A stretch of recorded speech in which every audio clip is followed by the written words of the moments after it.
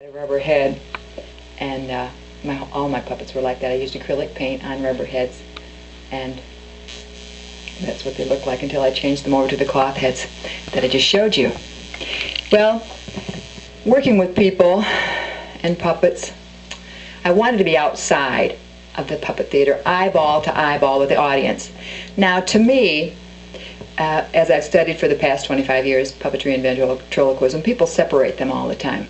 And I really don't think they should be separated because they're both an illusion, and you can use the same characters.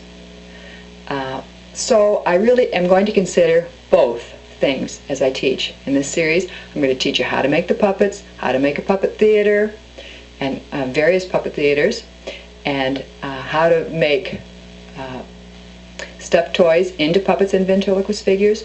I'm going to teach you how to make commercial patterns into puppets and ventriloquist figures like Raggedy Ann, Raggedy Andy, and so many things that you're going to want to be tuned during this series. Well, what you've got to remember is this: nobody has a corner on the truth in anything, and that you should look yourself in various places. My best teacher in the whole wide world has been the book. A book, any book. And so, if you don't have any money to buy books, go to the library. Go to various libraries and look up puppetry and ventriloquism. Look it up in the encyclopedia to start with. Just see. You see, the history of puppetry goes way, way back. I mean, hundreds and hundreds and hundreds of years ago, when they used to have traveling puppeteers that would carry all of their equipment and puppets from town to town, and they'd set up on a puppet theater up high in the air, and people would come. They didn't have television, of course, or any kind of entertainment at that time, so that's what they would do. And Punch and Judy shows in England just had a 300th birthday in the 60s, and they've been popular puppets for years. So puppetry is not a new thing, and ventriloquism is talked about in the Bible even. And let me see, besides the library, there are all kinds of magazines. You know, look in the children's sections. The Muppets magazine, I don't know if I have all the issues that they had. I know it's Sesame Street now, and watch Sesame Street.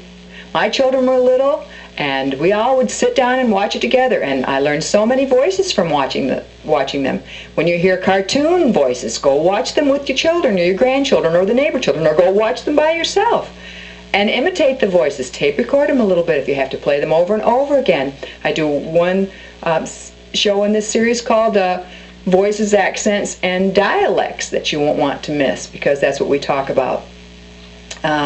Records, and there are so many things. There's a lot of books, and if you will write to me, I will send you a list of different books. You Can Be a Puppeteer, that's really good with a lot of ideas. Puppet Plays with a Point, the Know-How Book of Puppets. There are all kinds of puppet books. If your library doesn't have them, I can tell you the addresses where you can get them. Now, after like I said, I got a little bit tired of puppetry by itself. I wanted to be out where I could see the people. I could hear them laughing, and I had this screen that you could see through. I'm going to teach you how to make puppet theater in one of the shows that you can see the audience and read your script on the back of the screen. That's really exciting. I know you're going to like that if you're a teacher or whatever. Your children. Anyone would like to do this, and to entertain people.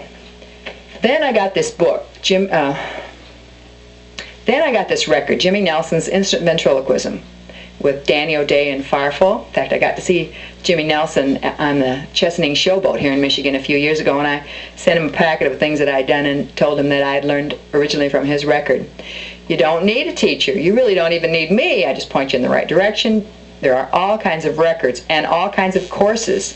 If you ask for the different courses that are available, addresses, when you write to me, and we'll give you the address at the end of the show, then I will send you a free listing. I also would like to include a free copy of My Life Story, in mini version. As I said, I've had health problems, and I've written a book called Have I Got Good News for You, but I'd like to send you a free shortened version of my life so you get a little bit of an idea of what I've been through and where I've come from. And I really should be dead today because my health has been so bad, and I'm so excited to be alive, and you should be excited to be alive too, because it really is a wonderful place to be, this world, and we can make it even better with the things that we're going to be doing to cheer people up.